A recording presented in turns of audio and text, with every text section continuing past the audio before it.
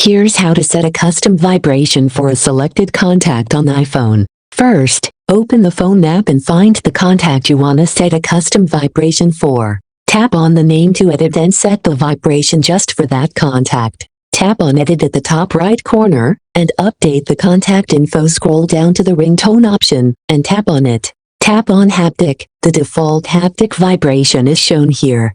To create a custom vibration, scroll to Create New Vibration and use your finger to make and record your own pattern. Tap to create a rhythm like this, or hold longer to make a continuous vibration pattern with different beats. That's a cool way to record your own custom vibration on iPhone. You can play it back with the play button at the bottom left, or tap record again at the bottom right to redo it. That's it. Tap on Save to save the vibration under the contact's name in the Custom section.